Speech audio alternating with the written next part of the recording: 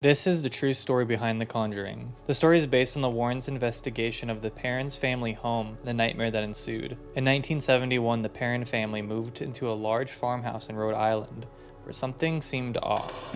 Smells of rotting flesh and random piles of dirt in the kitchen, and worst of all, spirits were seen all throughout the house. Bathsheba was one of those spirits, and the main one that the film focused on. Carolyn, the mother, did some research on their new home and discovered something odd. It belonged to a family for 8 generations, and many of them had strange deaths. Many of the people died in the nearby creek, one was even murdered. After further investigation, there was actually a woman named Bathsheba Sherman who lived on the property in the 1800s. She was thought to be a Satanist, and it was rumored that she killed by punching a string with a large needle. But there wasn't enough evidence to convict her of the crime. Soon after these discoveries, things only got worse. Beds would rise off the floor, heating would fail, forcing the father to venture into the dark basement where he, quote, felt a cold, stinking presence behind him. What? The Warrens were eventually called to help in the haunting, but they potentially only made it worse. Follow for part 2. That was crazy. Yeah, I don't know if you guys have seen the Conjuring movies with like the paranormal and creepy, jungly, wungly, squiggly, diggly stuff that be happening in that house. But yeah, just be careful where you move to, okay? If you guys get like a weird feeling going into any house, then run! What is the real story behind the haunting of the Annabelle doll? You tell me. I think most people know about the movie franchise that focused around this doll, but the real doll that this is based off of still exists. The story begins in 1970 when a student nurse is gifted this Raggedy Ann doll, and things become very strange. The legend of the haunting reports that the girl and her roommate would come home and find the doll sitting in different positions. There were also several reports of people saying they saw this doll move on its own. But things became even more alarming when handwritten notes start to appear around the apartment, all saying, "Help me." The paranormal investigation team, the Warrens, as well as countless other mediums and other investigators all come in for this doll, and the story that kind of centralizes is that the doll is possessed by a girl with malicious intent who they coined as Annabelle. The doll is taken into the possession of the Warrens and to this day sits inside of their Connecticut museum locked inside of a glass box. What? Man, you're not even gonna let the doll breathe? Just gonna leave it locked up until the end of time? Come on, man. And why is it posed like this? Are these the poses you found the Annabelle doll in? Annabelle thinks it's a photo shoot. She's just trying to make sure you get her good side, but definitely don't get on her bad side. Hey guys, it's Madison Heinzen. For those of you guys that have watched my basement tour, I had briefly mentioned the Crooked Neck Woman, and today I'm going to be talking about her story, so let's get right into it. The Crooked Neck Woman is of a spirit that the Perron family had described seeing when they had lived here, along with previous visitors as well. We've had many psychics come to the house and tell us that they see a entity that appears to have, well, a bent neck. As I have showed on my live streams, there are these drawings of the Crooked Neck Woman that are here, and also here on a toy box down in the basement. Creepy. Here in this image, we believe one paranormal team caught her on camera. This image was taken off of an SLS camera, which is a device that detects motion by showing stick figures, and the figure appears to have a bent neck. And unfortunately, that's all we really know about the Crooked Neck Woman. I find it very interesting that many people have claimed to see her, along with the drawings that we have in our house of her. If you guys have any questions, feel free to leave them in the comment section down below. Or you can leave your phone number and then I'll call you with any questions like, what time are you free tonight? Dang it, first we had to watch out for Annabelle, now we gotta watch out for the Crooked Neck Woman? What the heck is her problem? She got scoliosis? She looks like the Hunchback of Notre Dame. Guys, maybe she was eating way too many spaghetti tacos. Because when you eat the taco, you gotta turn your neck and then and maybe one day she ate the taco and she got stuck and then she became the Crooked Neck the Crooked Neck Woman.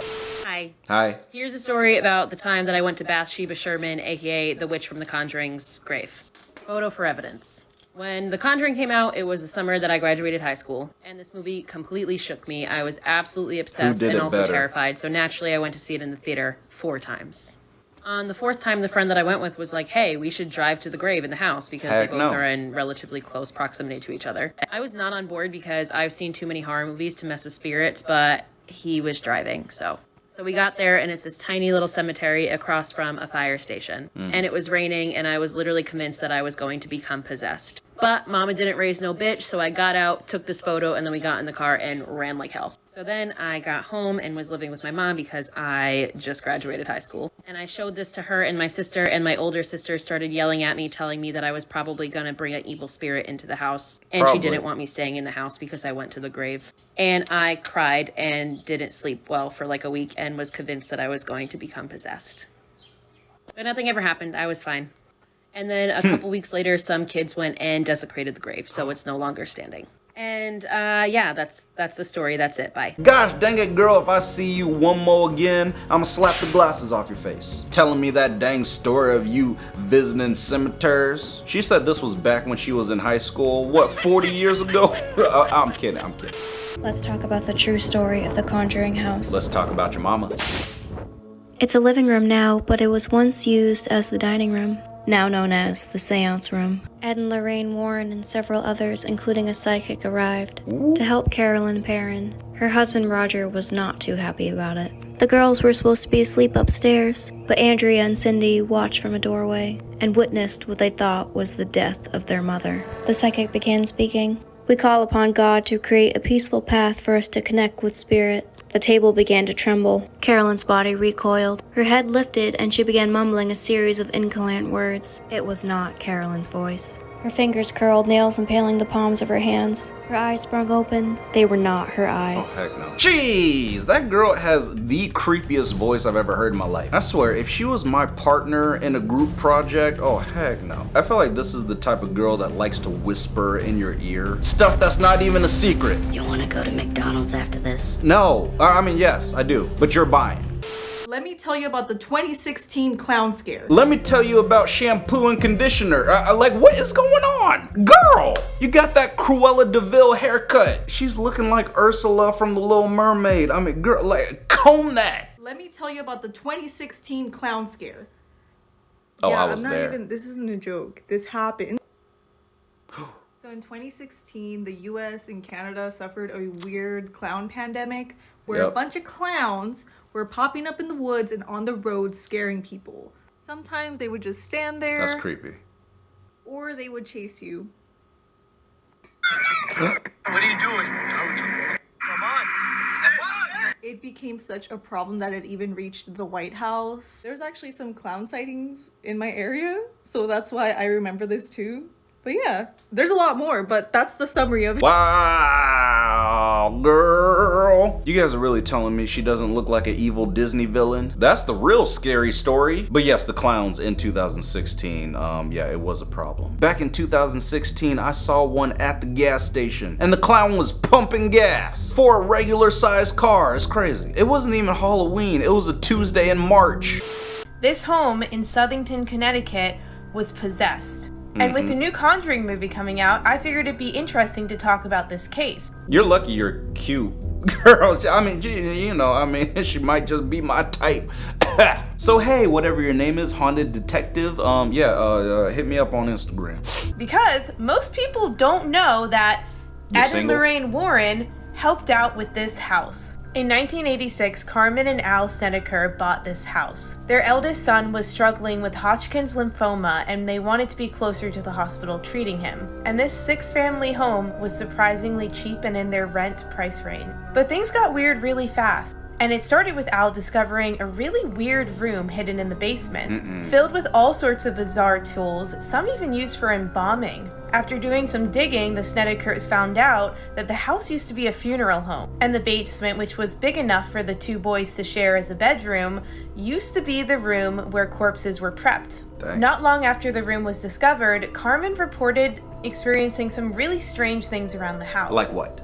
More than strange, actually. Wait, what, girl, you just gonna get cut off like that? You know TikTok allows for 10 minutes. This girl just left us hanging, man. Cancel her. Well, I mean, let me take her out on a date, and then we'll cancel her after if the date doesn't go well. If I don't get lucky, you know, okay, anyway. So guys, yesterday this door slammed shut during my live stream. Let me show you the footage from it. Okay. Either do. Show you guys it. Bet. Let's see it, girl. Oh my gosh, it's so hot in here. So the boarding room, so that will be for a smiley face, or downstairs we can do either the library or seance room, and then we'll do the basement maybe in a bit. I just don't want to start immediately in the basement. So, boarding room smiley face. In order to vote, you gotta comment it, I think. Or crying face for a different room downstairs. Let me know. Actually, I'll leave this open for now, just in case we end up going in it. Grab my stuff while you guys are voting. Just not the basement right now, because I don't feel like going down there. Oh. Why did that door just... Did that... Wait, what the... And the Oscar goes to... I didn't shut that door. Yeah, There's sure. no way the wind caused that. Oh, you had I your had friend. it wide open. Nice. It won't open now. Okay. I left it like that, and it literally closed on its own. Yeah, sure. What the heck? You guys heard that too, though, right? Girl, I'm gonna need you to take some acting classes, all right? I'm gonna need you to get yourself in a theater program ASAP. I would have believed it if she wasn't like, whoa, wait, that door just closed. Like, how did you guys heard that, right? Girl, get up on out of here. For me, if I hear a door like just slam out of nowhere, I'm like, guys, it's time to leave. I'm out. That door just closed. I'm gone, baby. I'm out. I know she's white and likes to investigate, but still, come on, girl. Everyone knows the long-awaited Conjuring, The Devil Made Me Do It, is She's finally creepy. coming out, but do you know the true story behind the film? Yes. The film is based on the trial of Arnie Cheyenne Johnson, which is also known as the titular The Devil Made Me Do It case. Arnie moved in with his fiancée Debbie in May 1980. This was a month before her brother David claimed he was being tormented by a demon. David claimed he was having daily and nightly visions of the devil, which were terrifying him. Jeez. Although the family allegedly heard strange noises coming from the attic, David was the only one to witness the demon. David experienced night terrors, exhibited strange behavior, and received unexplained scratches and bruises. The family decided to call upon self-proclaimed demonologists Ed and Lorraine Warren to cure him. David was subjected to 3 or 4 exorcisms. Lorraine stated that David levitated and stopped breathing for a bit. Lorraine said David demonstrated the supernatural ability of pre-recognition, specifically in relation to the murder that Johnson would later commit. During the exorcism, one of the demons that fled David possessed Arnie.